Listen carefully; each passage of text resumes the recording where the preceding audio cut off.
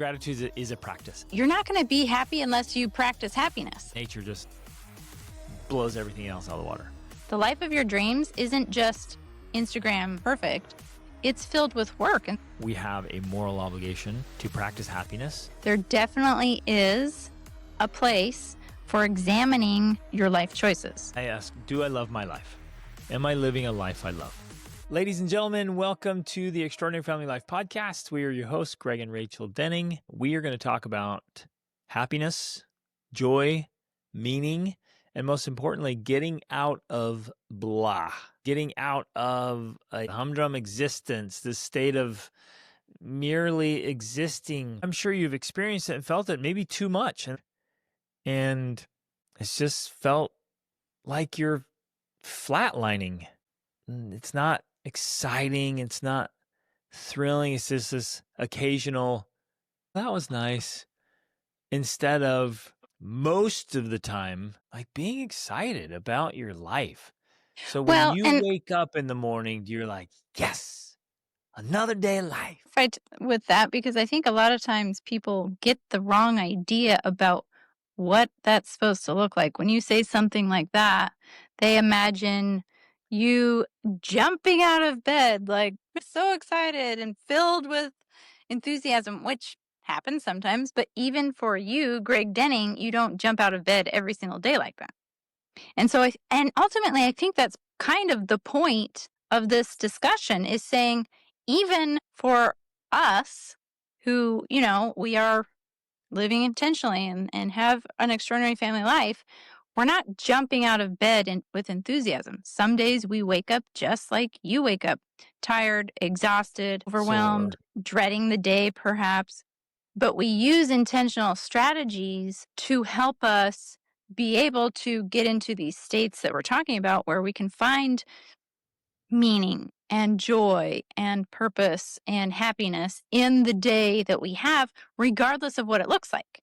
There is a key part of that where you can begin to create and design a life that has more days that are exciting and meaningful. Yep. But even when you do that, and I like to remind people all the time, your dream life is filled with work. The life of your dreams isn't just Instagram perfect. It's filled with work. And so there's often things you don't want to do, but you need to do. And sometimes it can still feel like a humdrum, existence, unless you're intentional about finding the meaning in those things. And so that's... And learning to love the work. I love how you're saying that, Exactly. babe. If a really meaningful, awesome life requires a lot of work, then man, let's learn how to love the work. Let's do work that we love and learn how to love the work. Mm-hmm. So there's maybe the first action item right there. If you can, choose to do work that you love.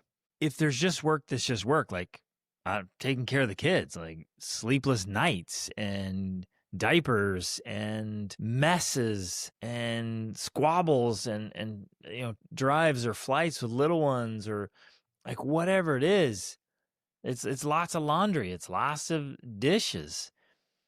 So learn to make that fun. I think too often we just think, oh, I just have to do it, and so I'll just get through it. And then we find ourselves, and I've done this too, and you've done it, and I talked to people today. I had a few conversations with people doing this. They're like, I'm just checking the boxes. I'm doing what needs to be done, and they said, I find myself just kind of wishing the day would be over, like this, anticipating the day to be over. The problem is, if that becomes the norm, then eventually you find yourself every day waiting for it to be over, and then realizing, oh wait, I'm just going to do it again tomorrow. And so slowly you begin to resent your life, and you create a life that you don't love. I've had jobs that I hated. We've lived in locations that I did not love.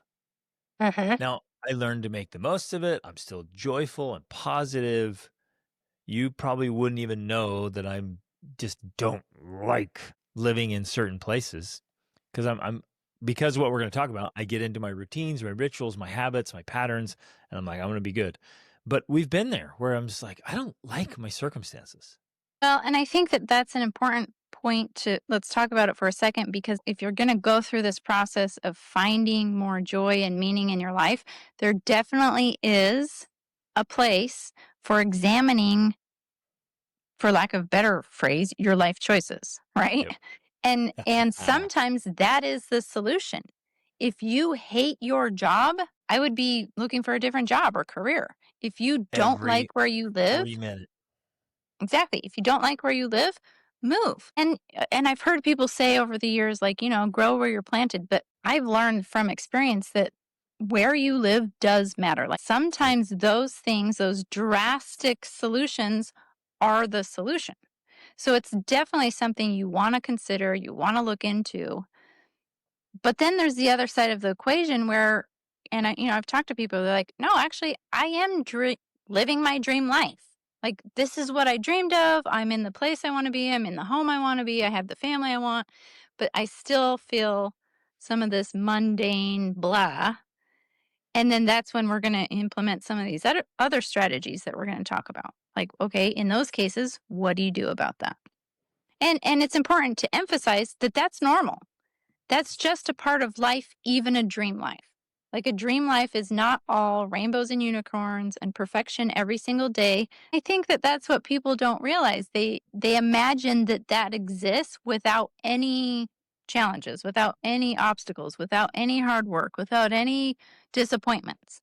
That if you create your dream life, you're not going to have any disappointments anymore. You're not going to have any obstacles to overcome, and that's just not true. Before we get to strategies, I just want to ask a couple questions. Like for me, I ask, do I love my life? Am I living a life I love? And that's kind of the first part. If you were to ask a majority of people, I would say, it's like, hey, are you living a life that you love? And they'll say, man, obviously I haven't been thinking about that enough. I haven't gotten clarity. They lack clarity on what a life they love would look like. And if you realize, well, I love water or mountains or beaches or cities or countryside, and you're not there, that's the first place to start. And you realize, well, what am I doing? I'm not creating the life I love. So that's the first question. Are you creating a life you love? The second part is, and this goes both ways, so you might be just unhappy in a life you don't love, but you might still be unhappy in a life you could love or do love. And then Mm-hmm. that's the next piece. I was thinking about this today. I want to use the word practicing. Are you practicing happiness? Do you wake up each day and put into practice inside and out, meaning in your head and your heart, and then outside in your life? Are you practicing happiness? Mm-hmm. Whew. And that's sobering reminder for all of us. Am I sincerely and genuinely happy? It makes me think the whole idea of love being a verb, and Yeah. people talk about if you want to be happily married, you have to, in essence, practice love. You have to turn love into an action word and something that you do, not something that you just feel or receive. And I think that how you're explaining it here is a perfect example or comparison for that. You're not going to be happy unless you practice happiness. There is no way to happiness. Happiness is the way. Like you get to happiness by practicing Being happy. happiness, by Yeah. being happy. I love And that. so, yeah, that's exactly how it needs to, that's the framework you need to approach it with. You will be happy as you practice happiness. I Another love it. favorite quote of mine, it's not happiness that makes us grateful, but it's gratefulness that makes us happy.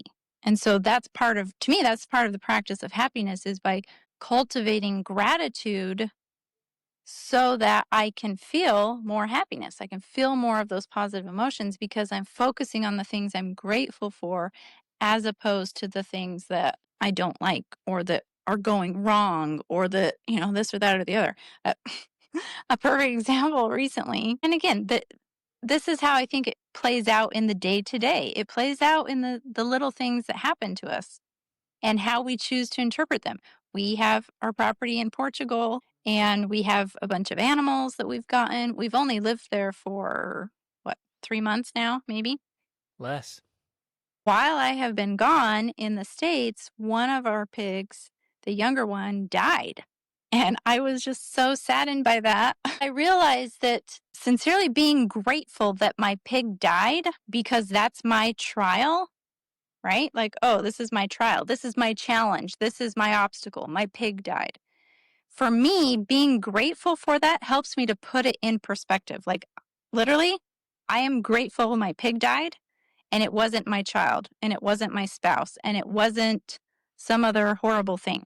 And that might seem extreme to some people to have that sort of comparison, but that works for me as far as practicing happiness, practicing gratitude, practicing finding meaning in these things is it's a chance for me to reflect on the blessings I do have and all of the things that are going great in my life. And if I had to choose 100%, I would choose that.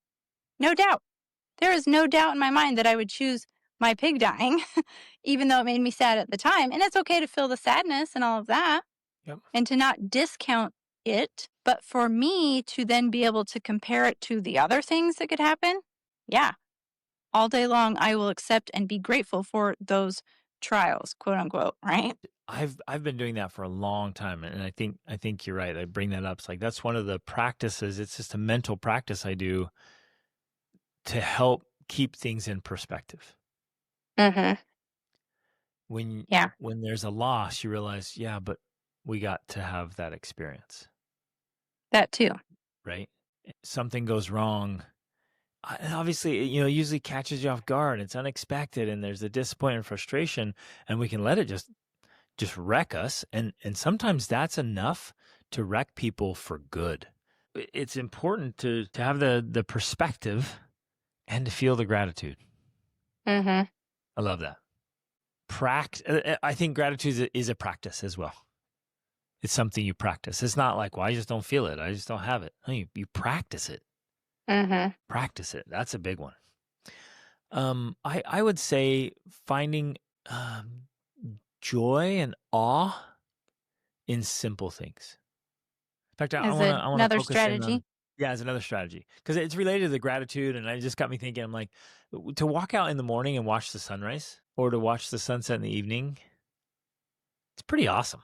And just stand there, take some deep breaths, feel the sunlight on your skin, just watch the colors in the sky. To, as cliche as it is, to stop and look at and smell the roses and the honeybees.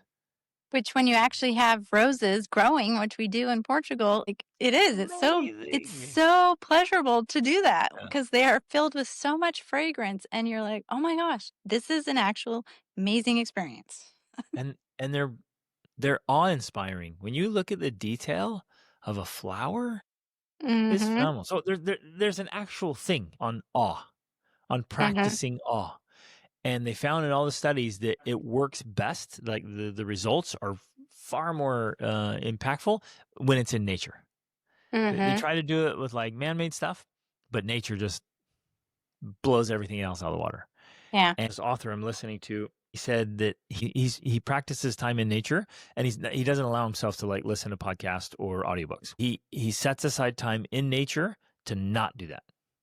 And I would say the same with music. So those, music is powerful and wonderful, but we've got to have time without music, without input. If you have time every day in nature, just even a little bit, just Mhm. you and nature, practicing awe.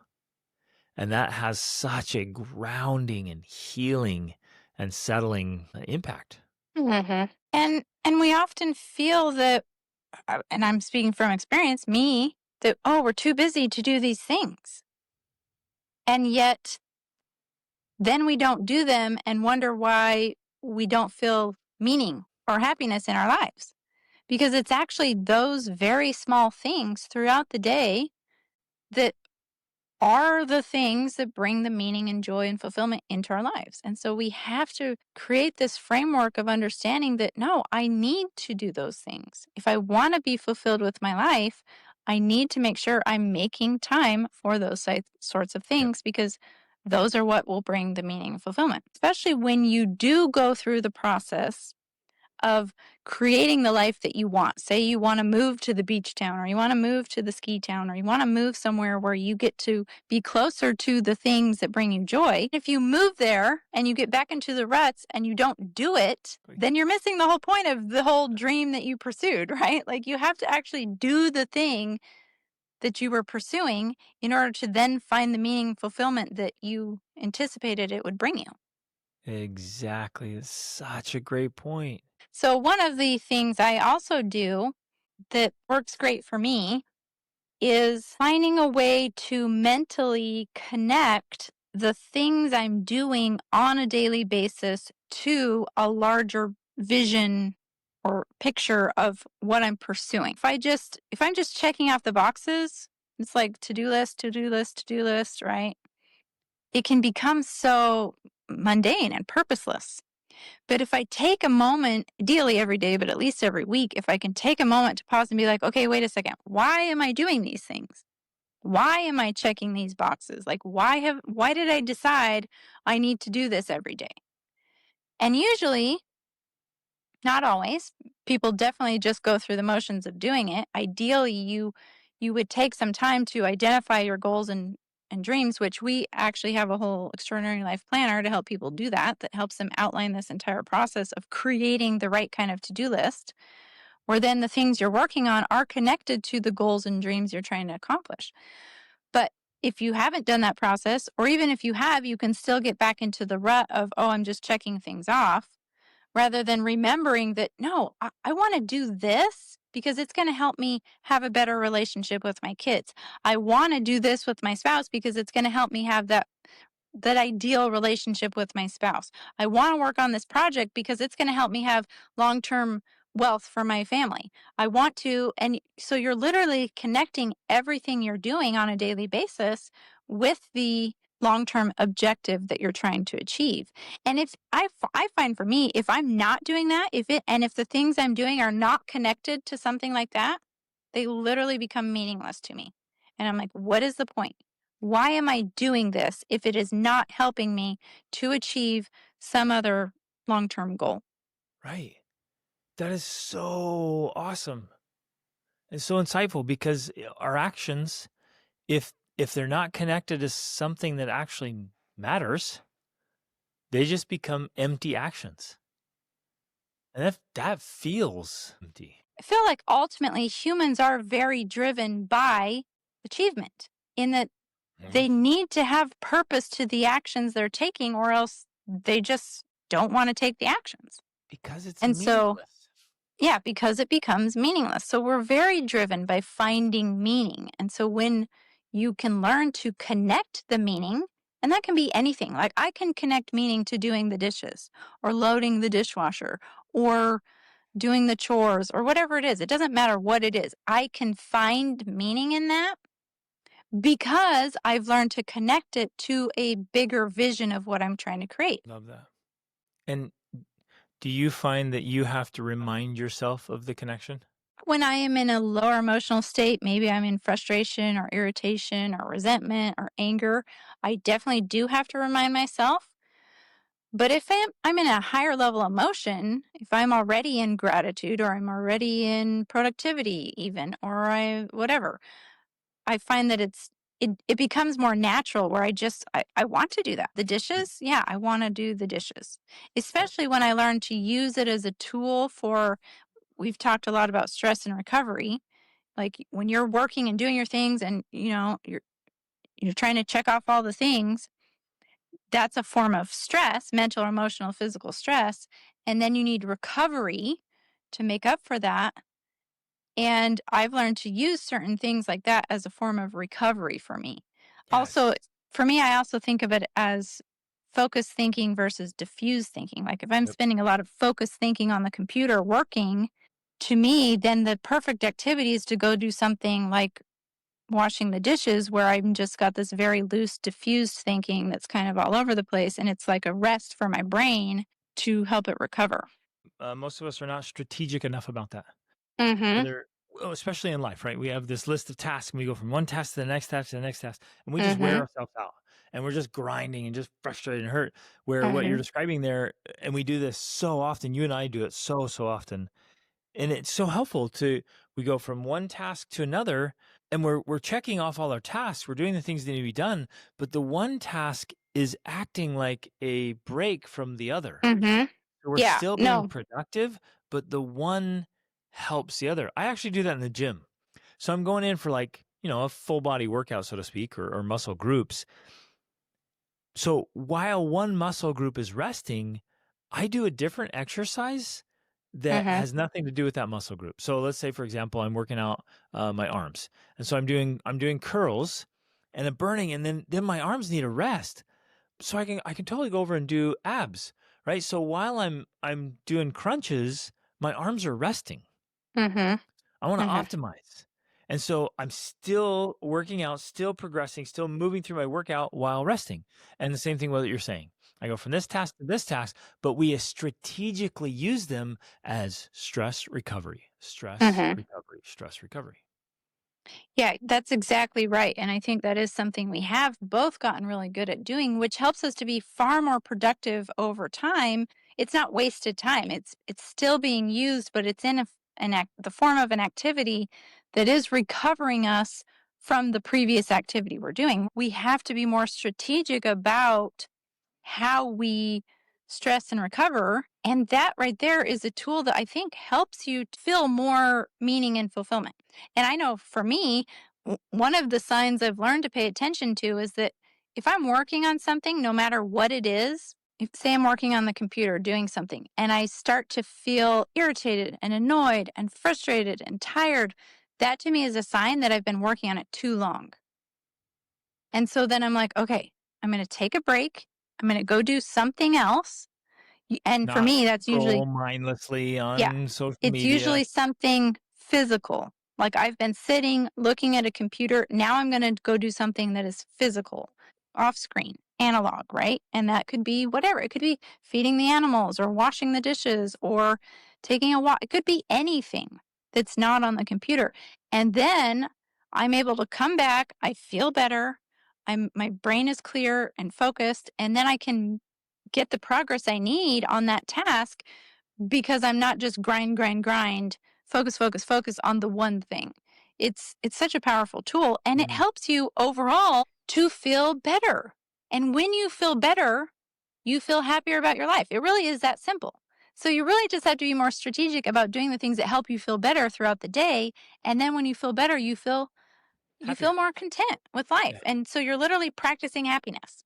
I got to share one that is just keeps coming to my mind as as we're sitting here talking. For me personally, I have to have something to be excited about. I got to have something either on my calendar or in my head to be excited about. Besides connecting the daily task to some sort of long-term outcome like, "Oh, I'm doing this to have a better marriage." You also wanna have something on your calendar that is like, "And we're gonna take a trip together for our anniversary," or whatever like that. Yeah. And some so like a trip for our anniversary or a family trip somewhere cool or a big race I've signed up for. Those are what I refer to as like macro dosing. It's something big I'm planning for. Maybe there's a cost, there's some preparation. It's like, okay, there's this big thing I'm looking forward to. So I got to have macro dosing excitement in my calendar. So in the next few Mhm, months, like what can I look forward to? What can I get up and be like, yeah, we're going there. This is going to be awesome. And then I need microdosing for me. I need small things to be excited about. And it's play. Humans need mhm, play. We so desperately need play. And it's looking forward to those things gives you it's almost like this magnetic force is just pulling you forward into life. And you get up and your mind is just drawn to it because you're excited about it. I heard somebody say one time it's adult ADD, adventure deficit disorder, right? I've got to have adventures. I got to have excitement. I got to have some play. And when I do, man, I love it. I feel different. I feel better. mhm, I feel more alive. And I can tell when I've not had enough play.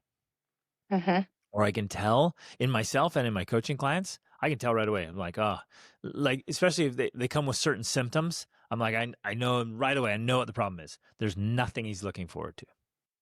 There's Mhm. nothing on the calendar. There's nothing else exciting. It's just blah. I'm just Right. existing. I'm just grinding. I'm just checking the box. I don't even know why. And that could be like you could be crushing in business, making tons of money, and you're just like, ugh, I am just empty. And one of the major reasons is you don't have something exciting to look forward to. Yeah, and it's connected to that idea if you strategically create your dream life, you go live by the beach or the mountains, but then you don't actually go out and do the things that make it exciting and meaningful, then you still just have the same feelings of blah. It doesn't matter where you are or what you've done. You have to regularly be participating in and doing those things that make you feel this way in order for you to have meaning in your life. Because without it, you do. You're literally just existing. You're just going through the motions. It doesn't matter how much money you make or what kind of house you live in or how great your life is. On the outside, you have to be able to find play and excitement and fun and meaning in the things that you do. And you have Yep. to strategically and intentionally do those things. One more thing that I'm thinking of that's so relevant right now that I can feel in a very palpable way is I feel your absence. And it affects all kinds of thinking and feeling in interesting ways. Like things I don't normally think about. When we're together and things are good, there's like it's just like this is how things are. With you being gone, like it's like there's mental, emotional obstacles that aren't there otherwise. You know what I'm saying? It's even hard to articulate, but I feel your absence. And I want to share that principle because it might not be that couples are physically apart, but they're emotionally or mentally or spiritually or physically separated. If a man and a wife are behaving like roommates, they're going to feel the same emptiness that I'm feeling with you being physically gone. Mm-hmm. If the marriage is off and they're fighting or they're frustrated or they're just roommates, like no wonder. Life feels We like a need drag. Yeah, we need that closeness, that bond, the love. Like Rachel and I are just best friends. And we just have a phenomenal marriage, and it makes it so much easier to be happy and joyful and fulfilled even when we're facing challenges and obstacles, Yeah. perhaps especially when. And I think that that is a very, very important point. I think often when you and I are talking and sharing things, we sometimes forget that everything we're sharing is built upon certain foundations, that it's almost like have become automatic, things we almost don't even think about anymore.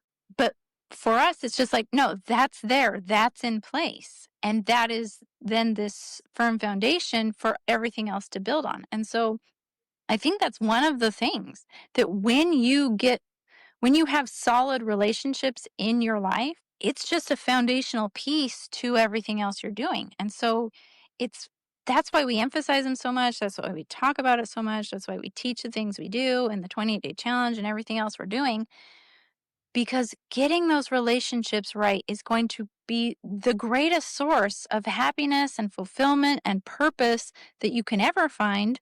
And having those relationships off, and this includes with your children too, but definitely Yep. with your spouse, having those relationships off is going to be an ongoing source of contention and irritation and frustration and brings this sense of purposelessness because ultimately that's what it's about. Like we exist in order to have relationships. And when we have good relationships, life is good. And when we don't have good relationships, yeah, life sucks. So we need to realize that's the most important work we could be focusing on more than our careers, more than making money. Those things are important. But one thing we have done really well is we have put almost all of our time, energy, and attention into creating great relationships, a great marriage, and then great relationships with our kids. And that's been a foundational aspect of everything we now teach and do and can accomplish because of that firm foundation. And it makes it so much easier and so much Yeah, it better. does. It does. It simply does. It just makes it so much easier for us to then still use the tactics we've described. It's not something that makes all of our problems go away. It doesn't. Hopefully, this is helpful for somebody out there that if the relationship's off, it is worth every bit of effort to bring back the spark and the magic into the Mhm. marriage. Love it. So, ladies and gentlemen, here's to your happiness. Your Choose. practice It of is a choice happiness. and it is a practice. There it is. Exactly. It's a choice and a practice. So today, just say, I choose to be happy and I'm going to practice being happy today. And when you find yourself slipping into old habits, thinking patterns, emotional habits, whatever, just like, no, no, no, I'm practicing happiness. I'm choosing to be joyful and choosing to enjoy little things and making the adjustments. If you know right now, if you've been listening to this, you know right now there's something in your life that is annoying you or bothering you, you just don't like it. Man, get crazy strategic. Take massive action. Do whatever you can to create and live a life that you love. And do the inner work, because it's an inside job. Do the inner work to be truly happy. So love you guys. Be happy. Get out. You know what? And okay, for those of you parents who are listening, I feel like we have a moral obligation to practice happiness so that we can teach our children how to do it and give them so much of an advantage. If we can teach our kids how to practice happiness, they have this huge advantage that I didn't grow up with. And then they can just take off and they're already living in that. And it's so much easier to pursue it and keep going and live happy, meaningful lives because we helped lead them there as parents. So Mhm. love you guys. Thanks for listening. Reach upward.